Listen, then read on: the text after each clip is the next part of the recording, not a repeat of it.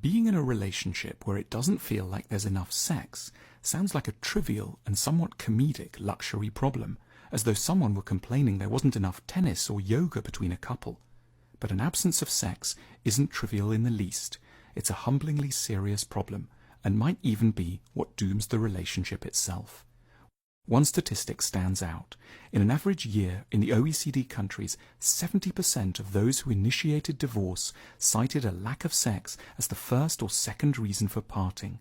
If there's one generalization we can make about couples, it's that a lack of sex, by which we mean something like less than 4 times a month, is an alarm bell we should listen to. Why is sex such a key part of keeping two people close? Because in sex, two people accept each other in the most profound of ways. The apparently dirty and shameful sides of us, the wayward fantasies and the unusual longings, are legitimated through sex. Someone else witnesses and accepts us as bodily and psychological beings. Sex symbolizes an end to loneliness and a reaffirmation of trust. Not daring or wanting to have sex with a partner is tantamount to admitting that one can't be oneself in their presence. A lack of sex is bad enough, but far worse is the way in which the unreciprocated longing for sex tends to manifest itself. Typically, the person who wants it doesn't ask very clearly, maybe merely sliding a hand over in a timid, half-hearted search for reciprocation. They don't complain calmly, don't deliver an eloquent, self-confident speech about how difficult they're finding it, and don't inquire sympathetically as to what might be going on in the partner.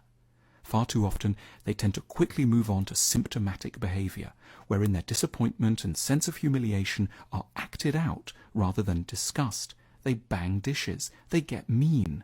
A whole raft of conflicts then develops that has ostensibly nothing to do with sex, and yet is caused by its absence. One starts squabbling over the in-laws and the state of the kitchen. The one who's been let down sexually behaves so badly they start to seem like a monster, further reducing the chances of sex ever taking place. Eventually, the sex-starved party may simply go off and have an affair, not because they don't love their partner, but because showing their desire has become so fraught with rejection that they're out for a bit of revenge. The lack of sex discussion is so hard to have because, quite simply, it feels so shameful to be unwanted sexually. It plays into every worst fear about unacceptability. It's bad enough when it happens on a date.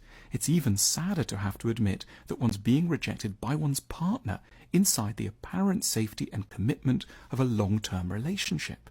Maybe there's something wrong with them, but far more likely there's something revolting about us. Key to a process of reconciliation is to rein in one's wilder feelings of rejection and self-disgust in order to be able to consider why the other party might have gone off sex. Here's a key fact. Everyone wants sex, in principle. When it isn't wanted, it's because a condition for sex is not being met, and then not communicated. Privately, the sex-rejecting party has a problem they're not sharing. They might in secret be thinking, I might have sex if only you listened more to my problems with my family, or if you gave me more time to do my work, or if you weren't so mean to me around domestic chores. There might be kinkier reasons. I'd have more sex if you allowed me to play out certain fantasies, if you were more broad-minded about role-playing, if you were more into kissing, or wanted it rough, or could be more submissive. The person being denied sex hasn't usually had any chance to hear these reasons in plain, unaccusing, gentle terms. Or maybe they've heard them, but without a sober awareness of what's really at stake here. There's been no proper communication.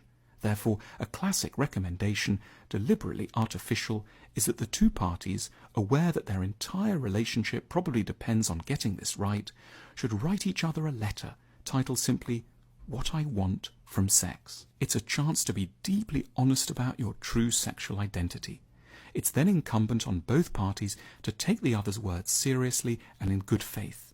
Two people are always going to be a bit sexually incompatible, but we shouldn't get so scared and angry at this that we create a secondary barrier of hurt, punishment, and shame. We should take the first steps to finding a way in which what you want and what they want can in a modest way be harmonized, and the sarcasm and bang dishes can stop. Every time such a conversation about sex happens in the quiet of the night, the angels of relationships hover over the bedroom and sound their silent trumpets in celebration, because another couple have just critically improved their chances of lasting a little longer together.